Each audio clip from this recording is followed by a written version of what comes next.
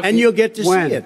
But let me just Inshallah? tell you, Chris, let me just tell you something that Hadith from the Prophet Muhammad instructs, whomever among you sees a wrong, let him change it with his hand.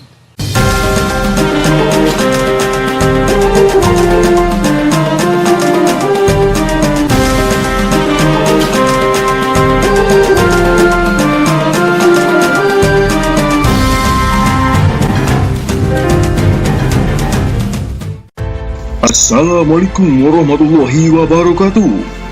Pada Sabtu 7 November yang lalu, perhitungan elektoral di 50 negara bagian akhirnya telah selesai dan memperlihatkan hasil bahwa Joe Biden memenangi pertandingan melawan Trump dengan jumlah elektoral sebanyak 290, di mana Biden sudah melampaui suara minimal elektoral yakni 270 suara. Sedangkan Trump hanya tetap berada di angka 214 suara elektoral. Joe Biden memperoleh suara penduduk atau yang disebut sebagai popular vote sebanyak 74,8 juta lebih atau 50,6%, yang mengungguli Trump atas perolehan suara penduduk sebanyak 70,5 juta atau 47,7%. Namun ada hal yang begitu mengganjal di dalam pikiran, dikarenakan ada sebagian umat Islam yang menganggap bahwa kemenangan Joe Biden ini sebagai pertanda kemenangan bagi kaum muslim dan Islam akan segera berjaya. Kira-kira lucu nggak tuh anggapan seperti itu? Oke, mari cermati dan teliti dahulu secara mendalam ketika menelaah fakta. Jangan asal-asalan dan abal-abal dalam menganalisis agar tidak menyesatkan umat. Mari kita ingat dahulu dalil berikut.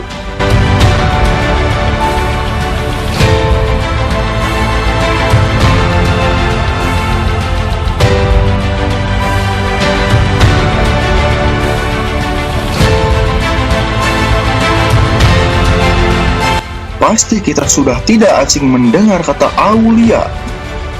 Di dalam kitab Lisanul Arab, makna kata aulia adalah walijah yang bermakna orang kepercayaan yang khusus dan dekat. Lalu di dalam kitab Aisar At-Tafasir, aulia dalam bentuk jamak dari kata wali, yaitu orang yang lebih dicenderungi untuk diberikan pertolongan, rasa sayang dan dukungan. Pada dalil tadi, Allah sudah menyebut dan mencap orang-orang yang menjadikan orang kafir sebagai penolong, dianggap penolong, adalah munafik.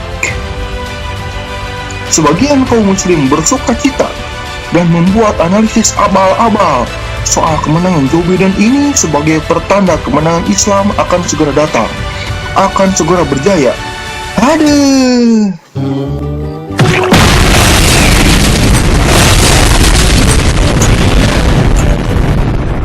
Apakah hanya karena Joe Biden berucap insya Allah saat debat pilpres dengan Trump?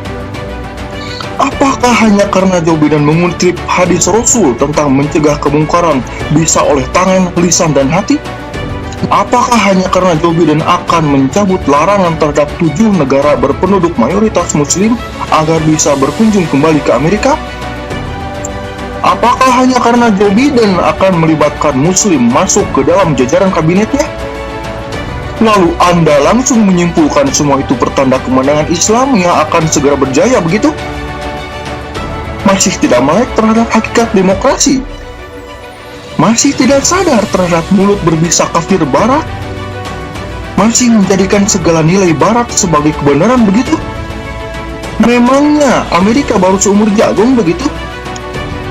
Soal masalah Palestina pun disandarkan kepada Joe Biden agar Palestina bisa segera merdeka dengan solusi 2 negara, karena dia berasal dari Partai Demokrat, bukan Partai Republik yang sangar-sangar dan sadis.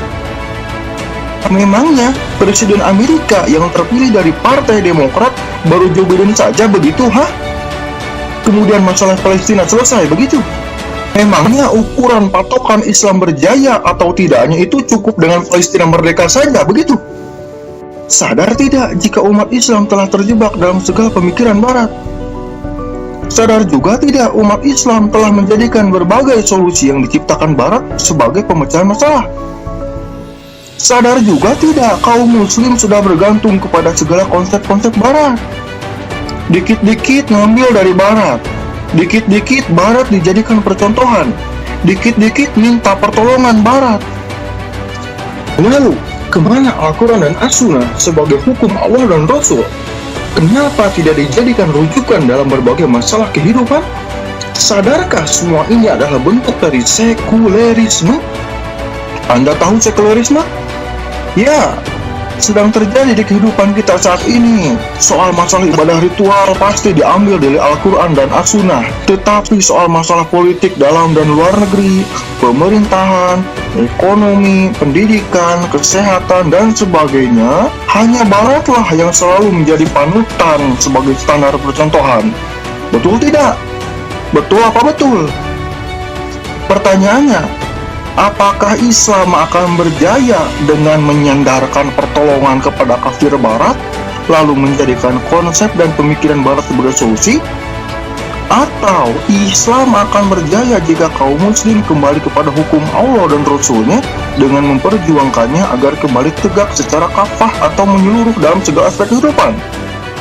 Silahkan dijawab sendiri dan ingat, jangan sampai kita termasuk sebagai orang-orang munafik seperti yang telah Allah sebutkan pada dalil yang sudah dipaparkan di awal video ini.